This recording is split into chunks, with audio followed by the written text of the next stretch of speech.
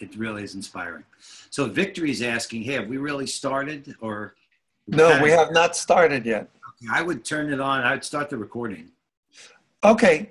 Done. So let me do, I guess if we're recording, welcome to the Global Wopida Tele-Summit. Today we will hear from John Raymer, Sommer Albertsen, Chief Phil Lane Jr., Gary Zukav, Linda Francis, Victory Longquist, Rex Weiler, Candido Masua, Sarah Gough, and we may hear from some other special guests as well. My name is Rick Ulfick, and I'm founder of We the World and the We campaign at we.net. Today is the last day of the Giving Games, part of the annual Compassion Games, which is a leading participant in We the World's 11 Days of Global Unity with all of our global partners. And today is Human Rights Day, which we are especially recognizing in connection with Standing Rock, North Dakota, with this global Wopida and Osheti Sakowin gratitude ceremony. So to start, I would like to express my deep gratitude to everyone who made this possible, and especially the co-sponsoring organizations, including the Compassion Games, the Charter for Compassion, Unify, We the World, and many others that we will be hearing from during this Tele-Summit. Never before in history have so many people made their voices heard via the internet and other media on behalf of changing humanity's direction from potential self-destruction to building a shared, sustainable culture of peace, economic justice, and environmental responsibility. Standing Rock is a prime example of the emerging transformative grassroots movements for change focus on what we call we consciousness and the common good. Connecting and coordinating all these voices locally and globally so they can act collectively to create real and lasting change is the challenge of our time. So we together can have a livable future. It's all about making the cultural shift from I to we, where the priority of society is shifted from the well-being of those with the most wealth and power to the well-being of each member of society and the entire web of life. This is the mission of We the World and the We campaign at we.net. We invite you and your organization to participate with us in one or more of our 11 themes for change and post your events and announcements on the Global Unity calendar at we.net. So today on the Tele-Summit, we will all be speaking to the questions of what are we grateful for? What is our intention for the world? And how can we all together work to manifest our intentions? So I'm very excited to introduce some extraordinary people for our first group of speakers who will give us a nice overview of what's going on today and moving forward. John Raymer is founder of the Compassion Games. Sommer Joy Albertsen is International Relations and Artistic Outreach Director of the Compassion Games. And Hereditary Chief Phil Lane Jr. is a Dakota elder. Welcome to the Tele-Summit, John Raymer, Sommer Albertsen, and Chief Phil Lane Jr. Thank you, Rick. I don't know if Phil's here.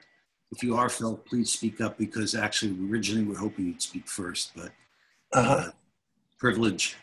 Are you here, Phil? No. Okay. So this is a remarkable moment in time. I kind of figure everybody on this call, whether you're a speaker or a presenter or a listener, Must have gotten that Chinese fortune cookie that said, "May you live in interesting times." It's just amazing to be alive at this time, especially Sommer and I have been on this journey. We're in Louisville now, where Louisville just received an honor as the 5th year in a row as a model city of compassion. And the people here and everybody is kind of scratching their head and looking at the challenges we face, but have drawn such incredible inspiration from what's taking place at Standing Rock. And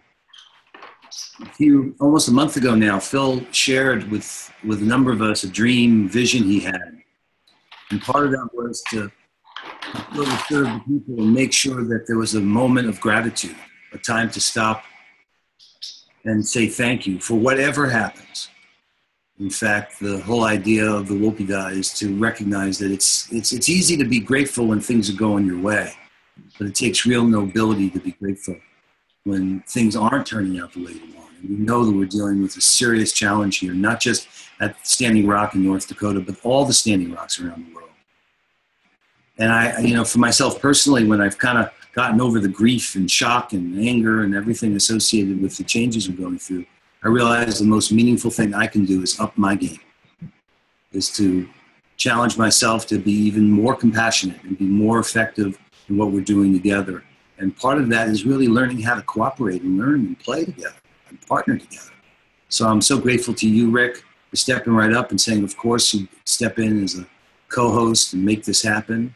And to everybody who's on this call, this is what it looks like when we start to come together in ways we haven't before. It's the wise historian, French historian Fernand Braudel said that all development is driven by changes in the limits of the possible in the structures of everyday life. Look at this call. We have people from all over the world. Mm-hmm. There's 1.6 billion people on Facebook. We are united in ways we've never been. And those are the resources that we're committed to embrace and to share. With communities like here in Louisville, we started this Compassionate Cities. There's over 400 cities now around the world. Many, many of these cities have formed teams and participate in the games. So it's really my gratitude is for each of us, for those we know who are recognizing that this is not a time to turn away, but this is a time to stand together. So in the spirit of Standing Rock, the spiritual dimension of that whole expression of love and compassion, I'm really grateful to each of you and counting on all of us to, stand together and stay connected through this time as we, navigate and surf through these changing. And I'm grateful to you, Sommer, as my partner and love, and what we've been doing for the last 11 days. Today's the last day. It's been an amazing journey supporting all these agents of compassion all over the world. So I want to give you some time and space to share what you're grateful for. My intention is to never quit and don't give up. Just keep doing what I can with what I got wherever I am to grow myself. Like Phil teaches, starting from within, working in a circle, in a sacred manner. We heal and develop ourselves, our relationships in the world. I just want you to know that Chief Phil has joined us. Oh, so you know. Yes. Okay. Then maybe Sommer, you speak, and then we give it to Phil to put the context of the work down. Well, yeah, just welcome everybody. So many of you that are here on this call have inspired me to be doing the work that I do and to continue to believe in love and to give thanks. I just, Victory, I just have to say specifically Victory Longquist, it makes me just a little emotional thinking about it, but I've been watching you at Standing Rock and I've been praying and just really amazing that you're here and, just you're an inspiration and the symbolism to be here together and to give thanks. And I really have a lot of gratitude towards you and what you're standing for out there at Standing Rock. And I really think that's the essence of why we're here, right? Is to give thanks for the ones that are really, really courageous and strong, caring for the earth right now and caring for each other. And I don't know, for those of you that haven't maybe necessarily been friends with Victory on Facebook, but it's been pretty profound watching your journey. Yeah, we are all brothers and sisters. I do want to say I did spend a few days out there at Standing Rock, and actually Chief Phil's cousin took us on a journey at a cemetery that's on Standing Rock, and first experience ever, but he gave me this, which it really has meant a lot to me on our journey as we've been crossing the country with really with the intent of compassion. So I really hold this with all my heart. And today is the last day of the Giving Games. We've been really holding space for the last 12 days of a global co-opetition about giving. And, you know, the essence of the Wopida has been a part of every mission every day that's been emailed out to agents of compassion.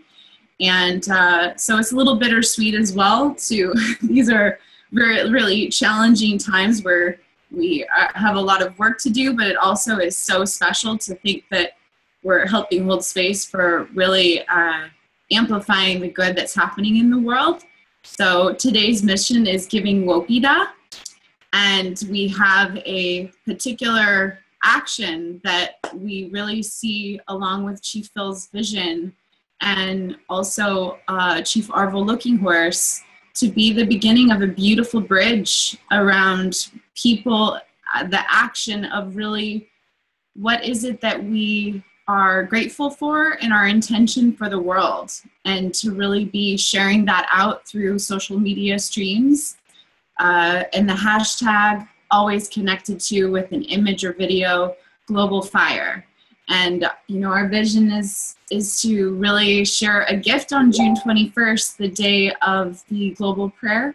National Peace and Prayer Day. Peace and Prayer Day, to be, my personal vision are millions of people sharing their intent and gratitude for what we're standing for as we move forward from here. So there's a page, globalfire.earth, and people have been, if you use that hashtag, whether it's on Instagram or Facebook or YouTube, those expressions of your fire will be shared there. And the dream is to have us collectively build a global fire, not unlike the vision that Chief Phil will share with us had.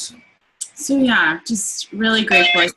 And I feel honored that the next person to be speaking is Brother Phil, who is such an inspiration and reason we're here, is this vision that he had and the connection of him and his father and his vision, which makes me think of, you know, Gary Zukav and Linda Francis and how much they care for the elders of Brother Phil. And, you know, just, it's an honor to be here. And you know, watching John he has not stopped. His fire, I never see his fire dim in all these days. It's profound. And so I'm just really grateful to be passing the torch on to Brother Phil, Chief Phil Jr. I'm glad you're here. Well, Mitaki Epi, I'd like to say hello to each and everybody. I want to introduce some dear relatives. This is my sister, Carmen Funcia. We've been working together for over 30 years. She's been translating for the work we've done here in Mexico. I'm so happy to be with her in her beautiful home. She translated this great ceremony we had this morning. Also, I have my daughter, Lisa, at her hand. Hi, everyone. She's been taking care of me, make sure I don't forget everything at 72 and leave it behind and know where I'm going. Of course, we got the great brother, Brian Harden here, who's been doing all the film work, and we continue to move forward. So I thank you all so much for this opportunity to be here. I'm suffering a lot here in this Cancun weather. I mean, it's 80 degrees most of the time, nice breeze, and so forth. So I want to thank Reed very much, Reed Price, for this wonderful opportunity to share. You know, so I saw at the very beginning when I came in before our internet went off where we were, beloved Gary and Linda, beloved ones, longtime brother from way back when we started that Earth Ambassadors Project clear back in 1992 and before. So big hugs to you all. Just briefly, I want to share the very, very profound experience I had on the morning of September 5th. I had been down to Standing Rock with a totem pole journey with good relatives from the Lummi Nation, who sacred house carving. They had a very year carved a totem pole. This one was 22 feet long. We went there to Standing Rock, and then we went on down to Eagle Butte to the powwow there. Then we had a great ceremony there in Greengrass with the keeper of our white buffalo, calf pipe, 19th generation keeper, Orville Looking Horse, and his beloved Paula. And we were so kind. Some drummers brought over and fed us in a great Lakota style of hospitality. We had prayers together. It was a wonderful time. And then we came back up through Standing Rock just in the afternoon after they'd sicked the dogs and the spray, the pepper spray, and all the things they were doing. It was just a horrific scene that morning. But it was no surprise because exactly on that same date, September 3rd, 1863, was the Whitestone Hill Massacre. And that's why the direct racial relationship between the Yanktonais, Yanktonais that are living in the northern part of the Standing Rock Reservation have direct blood relations to the Yankton Sioux Reservation, the Yanktonais people there, because of this Whitestone Hill Massacre. That's why I have blood relatives there. My father was born in Wakpala, just down the way, by the way, a summer where my Tahanshi cousin Greg Sherwood took you to see the cemetery, which I visited as a little boy at 6. Anyway, that morning I awakened on the anniversary of the assassination of Crazy Horse, having been praying and thinking about what's happening there at Standing Rock, what's really going on here. And all of a sudden, as I awakened, I saw this incredible spiritual tsunami coming in from every direction to Standing Rock. And there's no words to describe it. I saw more than I could say. I understood more than I could talk about. It was just way beyond what I could express. But it's a tremendous power spiritually coming and bringing people together from all backgrounds and just whirling. And it was just beyond words. And as I was watching that, all of a sudden it transformed into these incredible waves going back and forth. And I heard my father's voice calling me, as he called me when I was a young boy, Duggo. Now, Duggo means nothing. It just means Duggo. That was his word for myself. And I saw this going back and forth, and I realized, he said, in my dream, vision, whatever you want to call it, he said, remember, Duggo, all of life has a rhythm. And I saw those waves coming up, and they had a crescendo, and they came back. They didn't disappear. They went back out. And so I began to understand that Standing Rock would have a crescendo and have its high peak, but then it would flow out again. And then the dream, the vision transformed into an incredible blizzard, a really cold blizzard, really cold. And it just engulfed everything. And that cold blizzard, I realized, was the crescendo of Standing Rock. That it by the way, the spirit doesn't mean the spirit or anything about that, because that'll continue on World Peace and Prayer Day on June 21st. A great global World Peace and Prayer Day will be held there at that date when this global Wopida terminates, when it's finished this cycle. This is going to be 7 ceremonies within the time between now and June 21st, and then we'll start another. So there'll be 4 altogether. Anyway, at that point, I saw this great Wopida, this great ceremony of thanksgiving, of gratitude. And I saw from this ceremony, and I saw people like Orville Looking Horse. It's interesting that Chief Orville is having this at the same time we coordinated this, so it would end at that time. And he's been sharing and leading this whole spiritual journey. And I know it's not an easy thing for anybody standing up for the people as our beloved Chief Orville Looking Horse has done, because when you do, I can say this from personal experience, You get bullets through the front, you get arrows in the back. And pretty soon you become so transparent, they come through and you go, oh, thank you. I'll take another one. Thank you. So I just have the greatest respect for the keeper of our white buffalo cap by 100%. As well, I think by tribal protocol, it's necessary as well. Once a council has made a decision, then we must, in our respect and honor of our protocols, totally accept that. Don't try to speak behind it, behind the back of this, because in time, if we're in unity, we'll find out the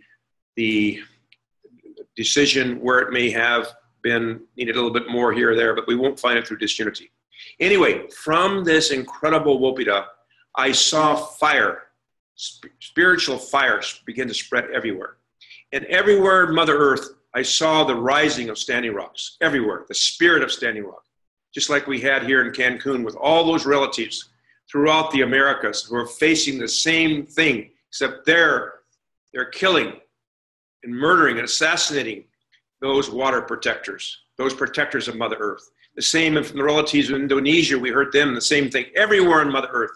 But the thing is to remember is that no matter what happens, if we have challenges, if the times are grateful, if the times are nice 80-degree weather here in beautiful Cancun, that we should understand that everything, every moment, every dimension, every part of our life is coming to us for our own growth, for our own spiritual perfection.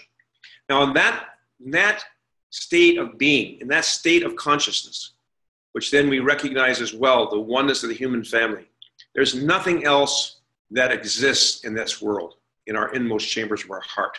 There's no room there for hopelessness. There's no room for depression. There's no room for fear. There's no room whatsoever for putting other people down. We don't need to, because we're filled with that spirit that we need to continue on as this dawn of this day that shall not be followed by night. And that's where we are. So Mitaki Epi, I want to give everybody a big embrace. And Reed, again, thank you. Brother Gary and Linda, it's so beautiful to see you. And I know the lovebirds there, John and Sommer. I'm glad. I told you to never let the honeymoon end. I say that to anybody, all those are in love. Don't let that honeymoon end. And we have a lot more coming. We're just beginning. This is just the start of things. And so all Mitaki Epi, my relatives out there, I had to get a kick out of it because somebody was saying, who's that person with the headdress speaking Spanish? That comes from the fact that back in 1970 and 71, I spent 2 years in Bolivia with the Quechua and Aymara relatives. So it's okay to be a Dakota, in Hanktonwa Dakota, Hihanwa Chasha, Deloria Tiospae, in the Chickasaw Nation. My dad and mom met at Haskell Indian School. It's okay for a Dakota to speak Spanish. In fact, it's okay for a Dakota to play chess. In fact, it's okay for a Dakota, a member of the human family, to do whatever it is that you need to do. And for myself, I don't know about you all, but at this point in my life, I don't want to color inside the lines anymore. I don't want to do that. I don't want to have to raise my hand to ask to go to the bathroom anymore. That's kind of out of the deal for me. I think it's time for us to be completely, as the Creator made us, sovereignties, ancient, imperishable, and everlasting. That's who we are. And really, we're only here, Mitaki Epi, as my dad used to say, Matogi, Brown Bear, we're only here for a short time. And I know he's so thrilled. He's so thrilled. Because I know that Brother Gary, many years ago, before everybody knew the name Gary Zukav because of his tremendous work, doing so many wonderful things, that my father, the only person I know, by the way, my father took him under his wing and put him up for a fast, for a fast. And he spent special time with Gary because he told me, he says, you know, your brother Gary has many good things to do in his life. And so I know when he found his beloved. My wife, by the way, my wife always tells me, brother, tell me, why don't you call me beloved like Gary does to Linda all the time? So you keep reminding me of those things. And then I see you in such in all your beauty and strength. And all that used to be a Vietnam veteran fighting in those wars there, come out of there and said to me so many times when I kind of get wound up, because he seen me wound up a little bit. I kind of wanted to continue the Custer died for your stand kind of deal. We even have to embrace General Custer as well. And that's what I think is happening at Standing Rock. We see, and I really believe when you saw that military come in, the veterans, it's kind of like here comes the 7th Cavalry and joining up with Tashunka Guiko, Crazy Horse, Sitting Bull, Gaul, Roman Nose, Two Moons, and coming together in unity. In a way, we, those spiritual descendants of those relatives, we are coming together in unity and harmony again. We are coming together in one heart, one mind, and many bodies. So I'll put a little check mark there. I know I've gone on for a while. It's been a great ceremony here. And I leave from here to Panama on the 12th, going up in the mountains there with an Ogle Boogle. We're holding a women's gathering there, the 2nd Indigenous Intergenerational Women's Summit. And we're going to have the ceremony there as well. So any questions, any thoughts? I just want to listen in. It's been a good one. Oh. Okay, I just want to say, stay right there because the torch is being passed from you to Gary and Linda. So, and I know they're waiting to dialogue with you. So it's super. Gary, Linda. Brother Phil, I just want to share something with you and with everyone who's listening. I think it was about 25 winters ago or 27 that you brought a group of young Native American youth to Washington, D.C., the Native American Youth Earth Ambassadors. And in Washington, we went to a vacant spot on the National Mall, the only one that was vacant, or has been since. And we drove stakes into the ground. And you told the young Native American Youth Earth Ambassadors a story, maybe apocryphal or maybe it actually happened, but we all understood what you meant. That in days of old, a warrior would drive a stake into the ground and then lash his ankle to that stake with a piece of rawhide and stand with a knife facing the enemy to say, "This is as far as you go. I will defend this land with my life." And Phil, this is one of the stakes that I have kept since that time and treasured. And I think often about those young Native Americans that you and your father or uncle were with in those days. They are becoming elders now. They're in their 50s.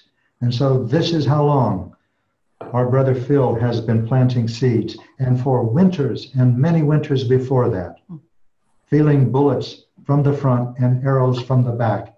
And in each time I saw him take one of those, he would say, "Now is the time to share what we have. Now is the time to share the wisdom of the elders, because now is the great spring that has been prophesied." And Linda, Francis, and I, my beloved, have dedicated our lives since around that time to contributing all that we can to the great spring. We call it a transformation of human consciousness and contributing to the potential that the new human consciousness will bring. And we stake ourselves also to Mother Earth. And just like the water protectors and all of our relatives and you at Standing Rock staked yourself to the land, but there was a difference. This time you stood not with a knife in hand, but with compassion in your heart. That is what created a great victory.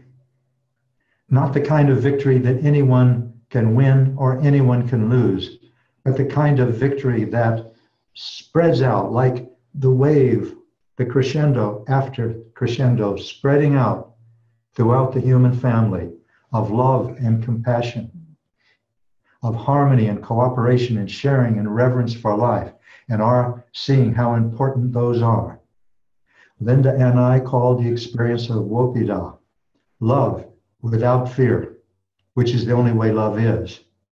Authentic power. And we share with people how to create that. And we call that creating authentic power.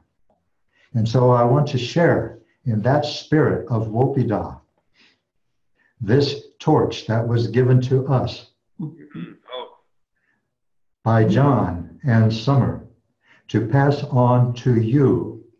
Oh, hey. And I do it with such great gratitude for the elders at Standing Rock, for you, for your father, Phil Lane Sr., for all of the water protectors. For your mother, Bo. For your mother, Bo. And it's actually not I that's passing this on, it's we, Linda. So I will give this to Linda to pass on to you. So Phil, with great honor, I would like to do that with my beloved. And we are so honored to pass this torch on to you and be part of this global awakening that we're together involved in. Thank you. So here it comes. Sister. Here it comes. You'll feel it when it gets there. It's deep, there. deep. Take that inside. I'm so thankful. So thankful for all that we have. I've never in my life felt so full of thanksgiving and gratitude. It's been a long road. We talked to 48 winters. And I'll tell you, some of those I didn't think I was going to make it. And that was not because of just other people outside me. Usually it was myself and my own limitations, my own wounds, my own healing that need to be done. So there's no, like I shared when we receive something, when we're finished, my name is Shukmano Hemeado, Chinupasapa Hemeado. It means my name is Shukmano. In the short form, that means horse thief. In long form, it means a leader of warriors who takes the enemy's best horses. Or Chinupasapa. In short, it means black pipe, but it means a sacred black pipe born of thunder, lightning, and rain because of the way that lightning hits the earth, bam, like that. And it's dark, Sapa, black. But no matter what our names are, what's most important is what that little phrase says. And I stand responsible for my words and my actions. No one to blame here. Once we're aware, we need to grow and develop. Once we're aware that things are not as they should be, it's up to us to make those changes as best we can. So with that, I accept that global torch of compassion. I look forward to as well to traveling on the 18th and 19th of January down to San Francisco, the Presidio, where we're inviting young runners from Okshakti Shakawan to come, from the Great Sioux Nation, to come down and to bring the fire from Standing Rock there, and the United Religions Initiative, the Pachamama Alliance, and others together there for a great ceremony, another ceremony on this journey. So thank you. Now.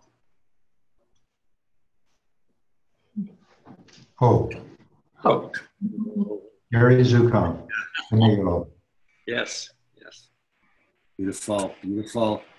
You know, when we started the Giving Games, Phil launched them with the Green Shake at the Morocco Marrakesh Climate Action Talks, and it's been passed to many, many great champions of compassion, leaving the youth, the indigenous, and interfaith leaders standing up to protect Mother Earth. So, Rick, I look to you. We want to pass the torch here to, should we maybe hear from Guatemala, from Sarah Gough, because the youth dimension, I think that would be awesome to bring that in next. Okay, because Sarah. Standing Rock, who really that the elders recognized, who said, no, this is not right. You need to stand up here with love and compassion. So, yeah. Who has also been a champion of compassion well with the Giving Games. And the Play for Peace is such a remarkable example of clubs all over the world in conflict zones using cooperative play to teach peace building skills. And so maybe we can go to you, Sarah. Sure. Well, thank you so much, Gosh. It's such an honor to be on this call, and such a wonderful feeling to be connected up with so many other people that are doing amazing work. I think that's one of the really bright spots of doing this type of call that, thank you so much, Rick, for hosting this, and obviously John and Sommer for,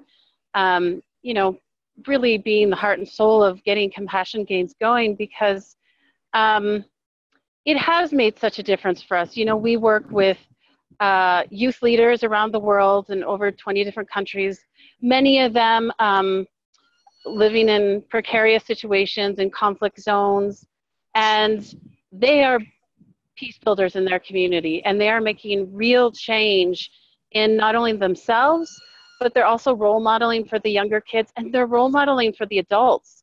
So that I saw a little chat there that said, Standing Rock was started by youth, and I'm not surprised. The power of young people and the passion of young people is such a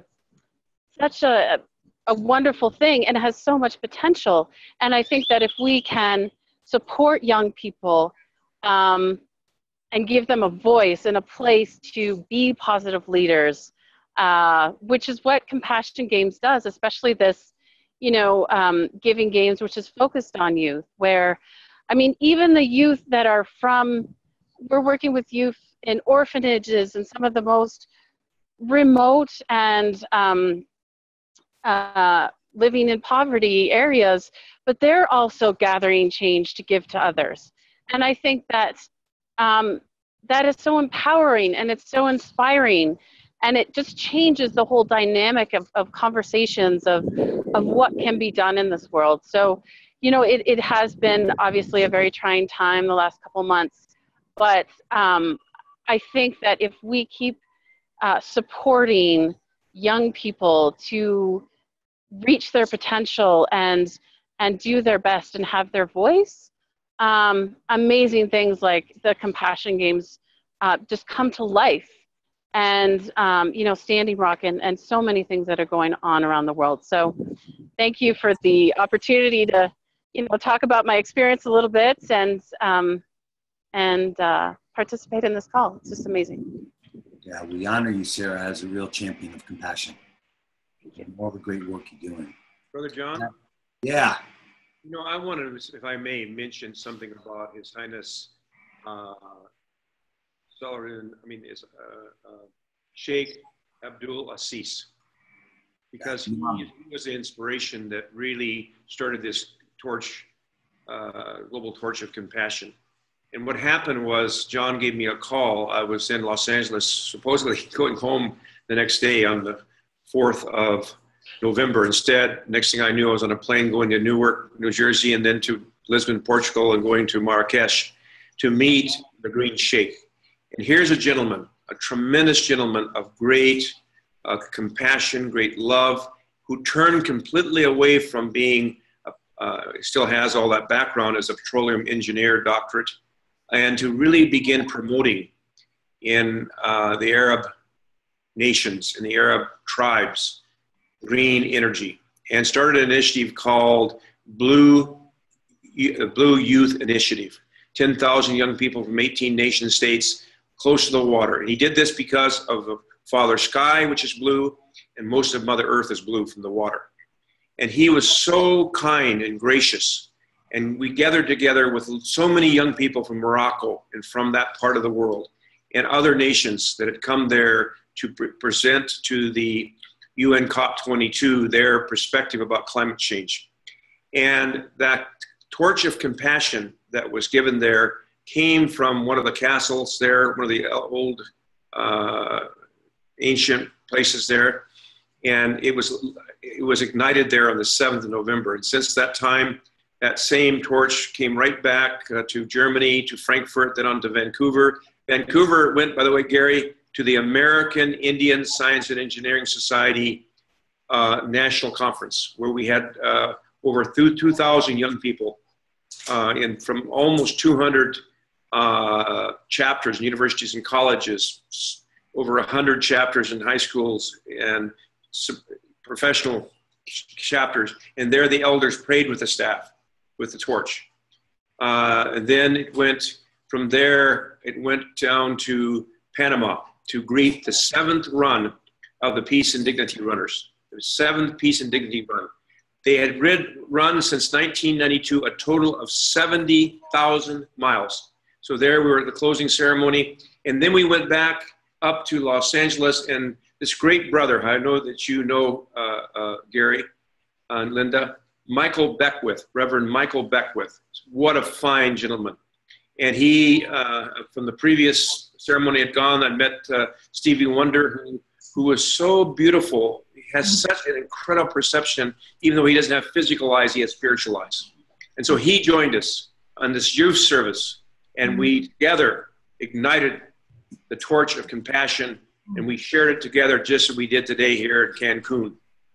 And from there, we've traveled other places to share this torch of compassion, including down with Bobby Jean Three Lakes. We started the whole thing with a vision where we declared this with Tata Pedro from the Guatemala Mayan people. So just wanted to bring that up to date. Now the torch is here. Now other torches, which is a beautiful one you gave to me, because we should be giving these torches of compassion to everybody every day.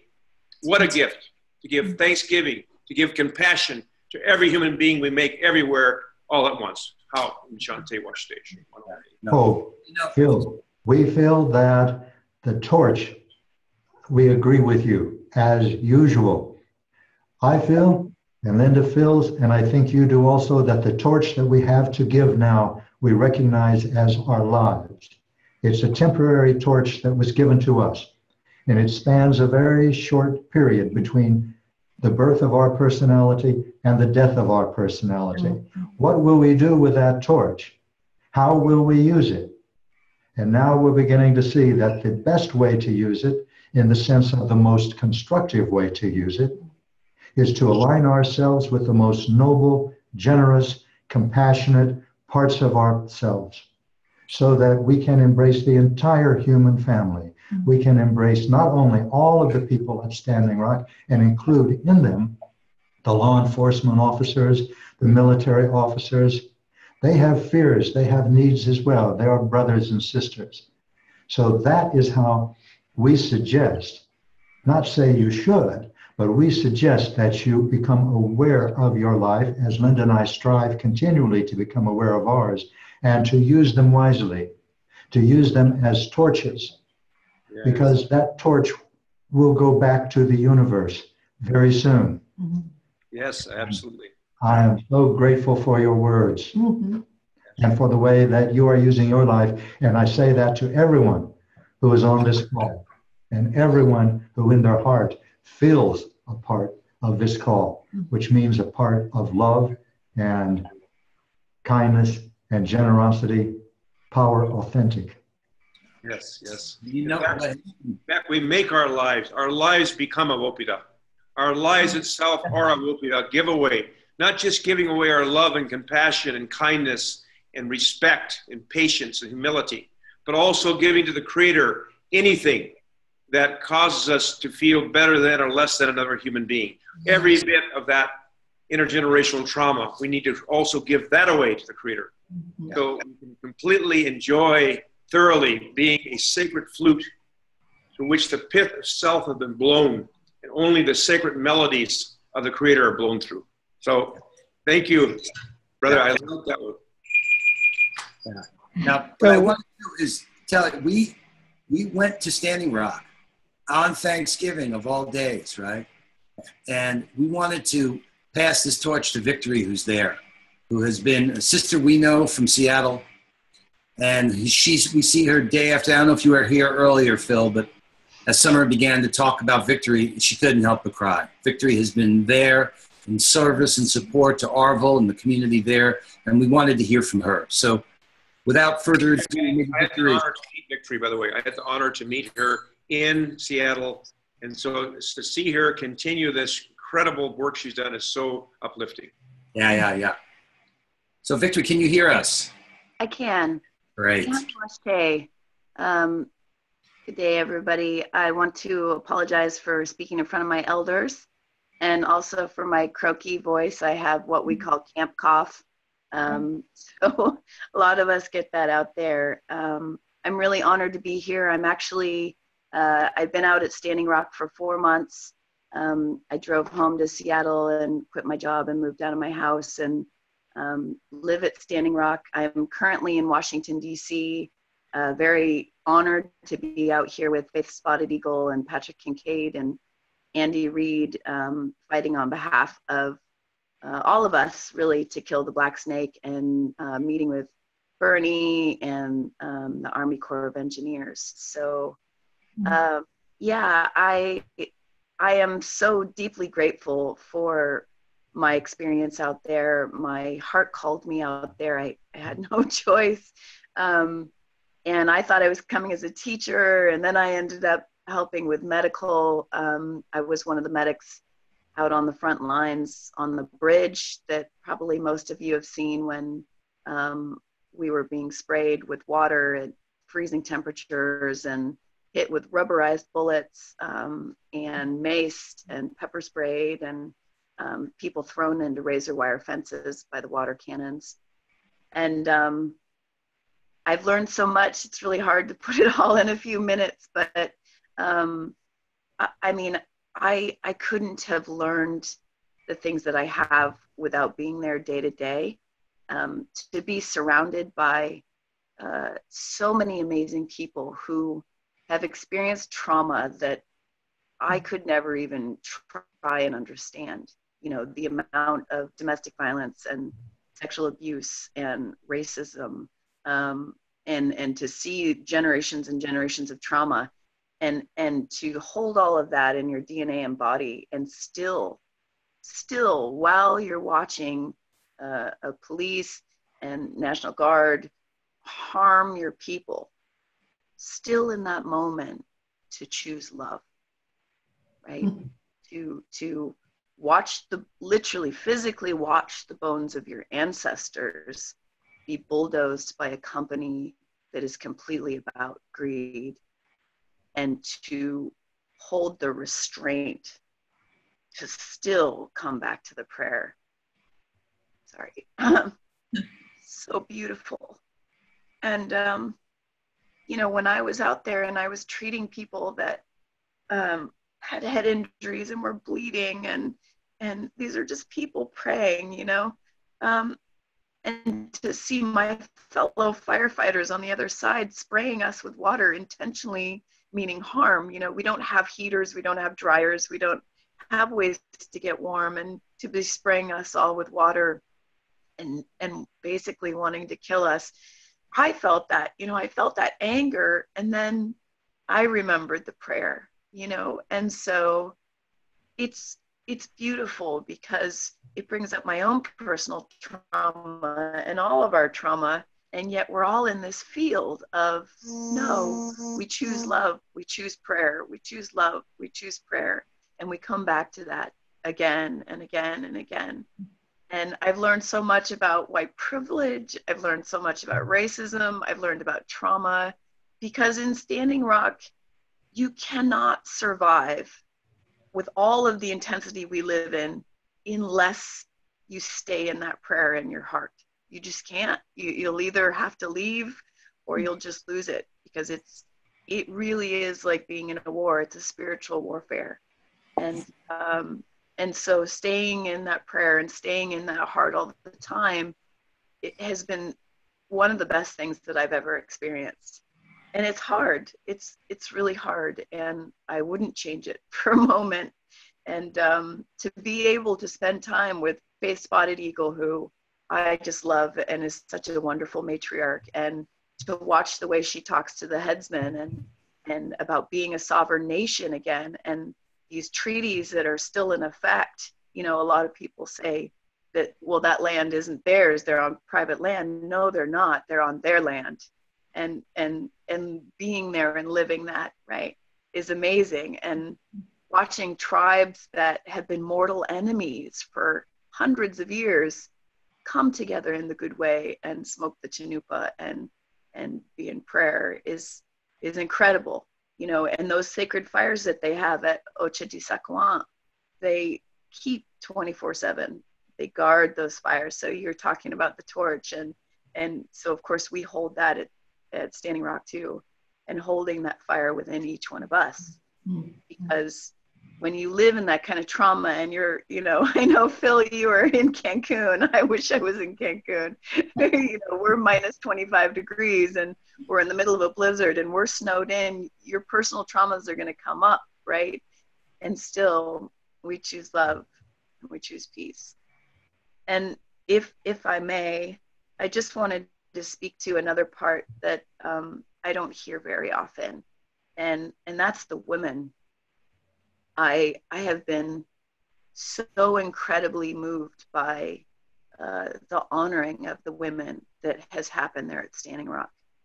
To tell the women that are going to the front lines, women, wear your skirts, you know, don't dress like men, come together as women, represent women.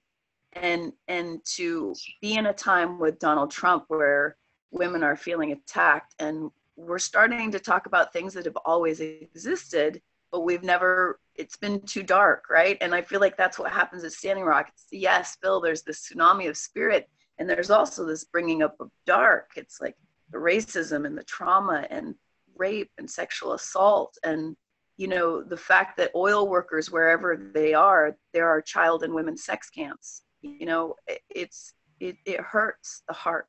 And yet you see these women, these matriarchs, you know, like Face Spotted Eagle and Brooke and Phyllis, and they come together in this good way. And as a woman, it's so powerful to be there and to be honored. You know, the men, they'll make announcements at the fire like, men, if a woman tells you to do something, you do it. She's not looking down on you. It's because she respects you. She respects you as a warrior. So you follow her good words. Listen to the women. You know, like, I wish somebody would have told that to, you know, my former partners. You know, it's just, it's amazing. And so you know, you hear those stories back in the 1800s where a war party would go and capture the white women, and then the white men would come take them back, and the white woman would say, no, we don't want to go back. Like, I can understand from living there, and I'm deeply honored, and I'm very excited. Patrick Kincaid invited me to be a part of their team permanently to help with Chaco Canyon and some of the other indigenous movements around the world that are also in jeopardy. And I'm so grateful. My life has changed because of Standing Rock. And I really want to just thank you, thank the youth that started this movement, the elders, and all of you out there that have been praying with us, people like, you know, Sommer and John and Phil and all of you that have this heart connection. I'm so deeply honored. Thank you. Oh, thank you. Wow. Man, what can we say? So Reed, who else is here? Did Rex Weiler arrive, or I want to make sure everyone has a chance to speak? And Candido. Is Candido here? I think earlier. I mean, yeah, Phil speaking in his meeting. With Phil. He was earlier at the ceremony. Phil, you're muted. We can't hear you yet. Hold on. All right, now we can. Yeah, Brother Candido was going to share, but they had meetings ongoing and there was no internet connection. So we came over to Harmon's home, which was close by, so he can't be with us. But he's going to be interviewed tonight and we'll be sharing more. All right. Well, I just wanted to reiterate what Sommer said earlier and Victory's speaking to, and I see David's tapping to. Our goal here with the Wopida is to launch this activity we're calling to build a global fire. So there is a webpage set up, globalfire.earth, and we're asking people to share their gratitude and their intentions. For the world. For the world. Their prayer for the world. Thank you, Reed, for posting that. And then to accumulate and collect each of our personal fires to build this global fire. And then on International Peace and Prayer Day on June 21st, we'll end this first cycle with this Wopida, and we will put a collection together of all those expressions of what we're grateful for and what our intentions are for the world. And I encourage everybody to do that and to encourage others to do that as well. And like we've talked about, and I've learned from you, Phil, this is really a moment for unprecedented, unified, compassionate action for the world. And also, being that it's the last day of the Giving Games, we do have a compassion report map as well, which all of you and what you do right now is really, really, it would be wonderful to share your experiences and your reflections of how you're bringing compassion to the world in your communities on the Compassion Report Map, which is at our website, compassiongames.org. And we're keeping the report map open until December 19th, and then we'll be putting together the celebration and sharing of the metrics of compassion that really happened during this time. And there's lots of reports there already. If you go yes, there, you'll be inspired by what people are doing all over. Yes, and we do have a few more co-op petitions unfolding, and we're going to keep this, really this, the Wopida will be a featured way to be participating in all of the co-op petitions now coming into 2017. So we have the Martin Luther King, which looks like might also be in collaboration with honoring the legacy of Muhammad Ali as well. During that, we have a 4-day co-op petition, and then the World Interfaith Harmony Week, February 1st through the 7th, another co-op petition, and in April, Love This Place, Serve the Earth Week. So the feature will be building that fire to share with Chief Phil Lane and the elders, and sounds like on the Big Island of Hawaii on June 21st. So we're planning and the on— Dalai Lama is coming. So part of the reason we're in Louisville, the Drepam Gomang Center for Engaging Compassion, the last day of that co-op petition in April will be with His Holiness the Dalai Lama coming. He says it's his duty to return to Louisville to help launch the International Center for Compassionate Cities. And what we're doing today, later today, to close the ceremony, as Sommer and I are sitting here downstairs, there are 13 monks that have been building this incredible sand mandala, which is an expression of unity and compassion and nonviolence in the world. And then they're going to have a dissolution ceremony, which they take all of this work that they've been doing with this beautiful sand, and they remind us all of the impermanence of life. And they're going to sweep away, and then they go down to the river here with the water, and we'll be bringing the sand there. So this is going to be the closing ceremony for today, and that's going to be happening in just about an hour or so when we're done with this. This is all of these ceremonies too, what Brother Phil was speaking about in Cancun. These are all captured on the Compassion Games Survival of the Kindness Facebook page. You can see a lot of these different ceremonies. This actual gathering here will eventually be put together, and we'll have a recording of this available for all of you to share out to keep the Wopida alive. Like Brother Phil says, that we're going to keep passing the torches. Yes. Keeping the torches passing, and giving thanks to each other. Grateful to Unify and everybody here. So before we close this, let's make sure though, Reed or Rick, what else hasn't been said that needs to be said here? Right. So I thought maybe if we could open it up a bit for some of the people who are also on the call, especially David Camm, who I think has something he's doing with the buffalo.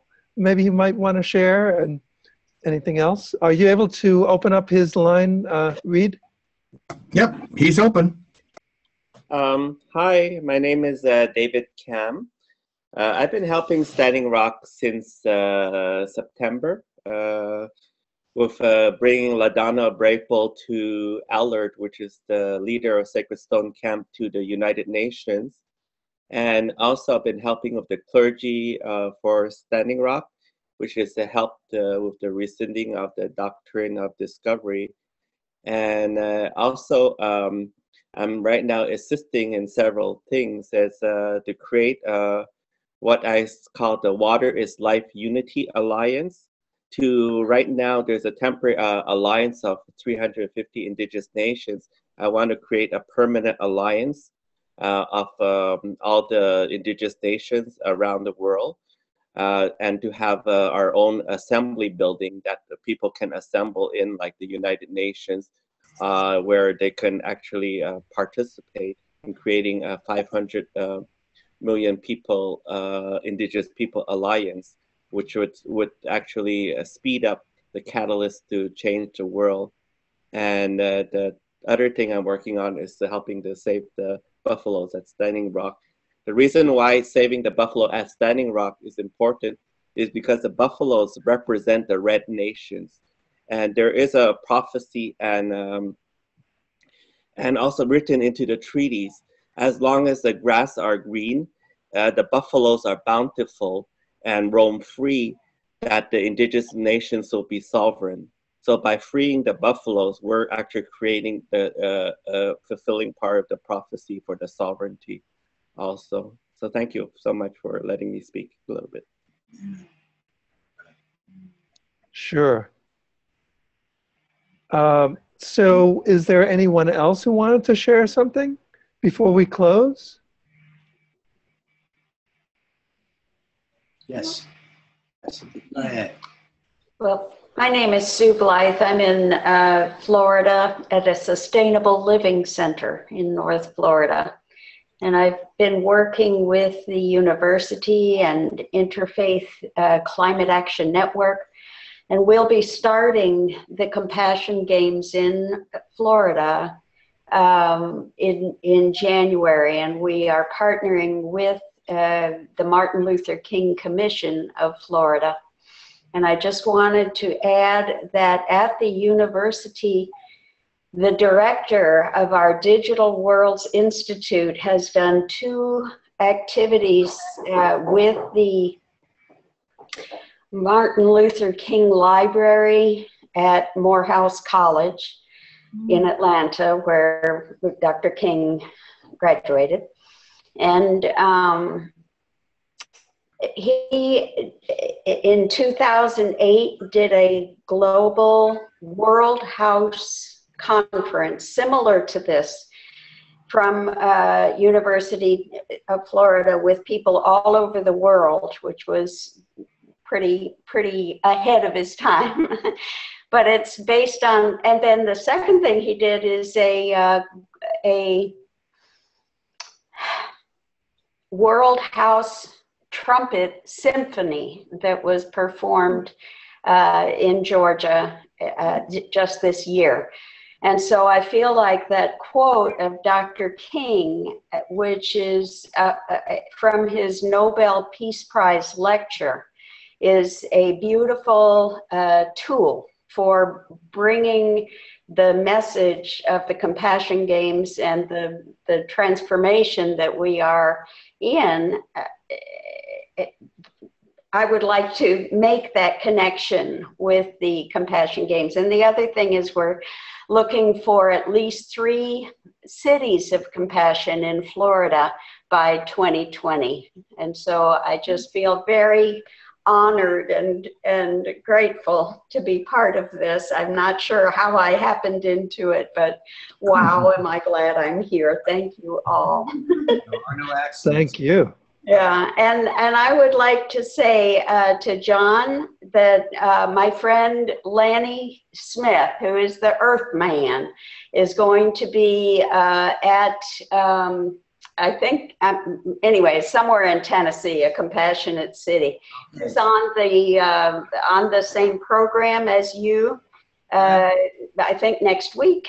And so it will be a real honor to make that connection. He is trying to get to Florida to really support the work going on here. And so maybe we can facilitate that somehow through your organization. Absolutely. I'm so glad you're here. And in fact, we'll be in Nashville leaving tomorrow. But do you know St. Augustine is a compassionate city? It's actually, I think, the oldest city. And I didn't know that. Yes, yeah. Wonderful, wonderful. Yeah. So send me an email. I want to make sure that I got all the right contact information, and I'm thrilled you showed up in the work that you're doing. Wonderful, wonderful. Thank you. One canoe. Game on, Florida. Yay. And let me add one more thing. I'm here at the Sustainable Living Center of the Florida Coalition for Peace and Justice, established in 1982. And one of the original founders is my next door neighbor here. And just such a lovely, lovely place to be. And we last year became an Earth Charter affiliate. Yep. And I went to Costa Rica to the University for Peace and took a course there about communicating powerfully and effectively on sustainability with the Earth Charter, storytelling, and theater techniques.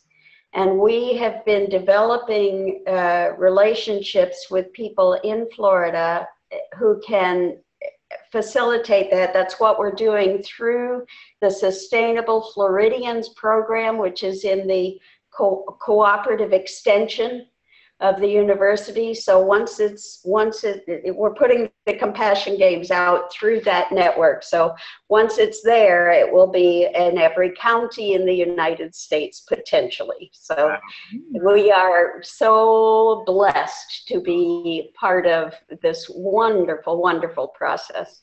Wow, what a gift. This is a That's my gift to the Wopida. Yes, indeed. Yes. Wow. Burning. Wow. Wow. Isn't that something? Burning. Yes, it is burning here. It's wonderful, wonderful, wonderful. I can feel the heat. Yeah. Right there. Oh. Well, I think we're all torches. We're giving ourselves as torches, as we were saying before. I think that's so wonderful.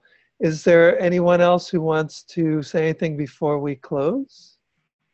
This is David again. Sorry, I was thinking, because I had a vision of burning a peace treaty into the flame, the fire, like this sacred fire. And the peace treaty would be peace by fire. Means the treaty would be red, because there was a vision that came to me. It would be red, and it would burn into the fire, and the fire would go across the world, and the person who accepts the peace flame with the treaty inside is like signing the treaty. Instead of signing on paper, they take the flame and they take a picture of it. That means they accept the peace treaty, you know, around the world. So it's peace by fire. It's very simple.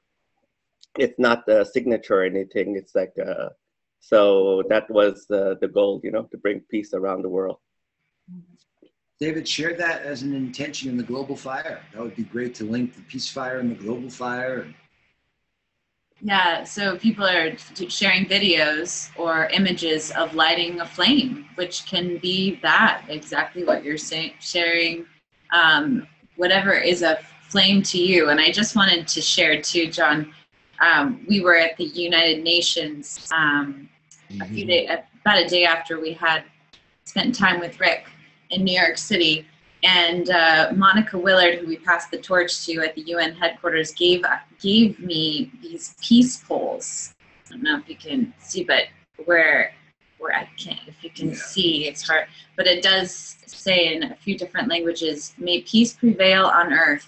So every time we have one of these torch passing videos, we plant the peace pole right here with us. So I just wanted to make sure you knew that that is here with us, and we've been taking it on our journey and gifting them to people that really are holders of peace. So we're so grateful to everybody for making time. We are too. And I just want to show you when the camera comes on me.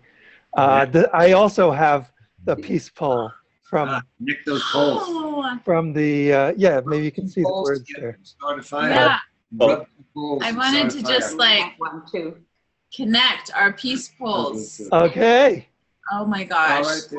All peace poles unite. Peace poles unite. Wow, so beautiful. Thank you for bringing the peace poles into this as well. Yeah, really beautiful. The Seanjis we've been gifted a wonderful opportunity to be with them last year and then again this year. It's all about the peace poles and the International Day of Peace. So it's so amazing to see how all of our circles and our communities are connecting and interlinked all over the globe, and it's happening so quickly now. I can feel it in my heart. It's so exciting to me. It was a vision that I had many, many years ago, and I didn't know what it meant, but I see it happening. It's just so amazing. Thank you so much. So obvious that the seat of the soul needed to be the torch passing from you guys to Phil for today. Mm. Exactly, exactly. And just so you know, Linda, the 11 Days of Global Unity, which has become the home of the Global Unity Games, of the Compassion Games, it grew out of the International Day of Peace, and it culminates on the International Day of Peace. So just so you know about that. So, okay, so why don't we wind up, and I'll just leave you with something that Jonathan Granoff, who's an advisory board member of We the World, and he was also nominated for the Nobel Peace Prize in 2014. He said something at the launch of the We campaign at we.net when we launched it a few years ago. And what he said was, I hope we grows and expands so much that there is no longer any them. So I just wanted to leave that with you. And thank you all for this totally inspiring Tele-Summit on the global Wopida. Thank you. Well done. Thank you, Reed. Thank you, everyone. Thank you. It was beautiful. Thank you. Thank you. Wopila. Thank you. Mwah. Mwah. Bye-bye. Bye, everyone. Bye.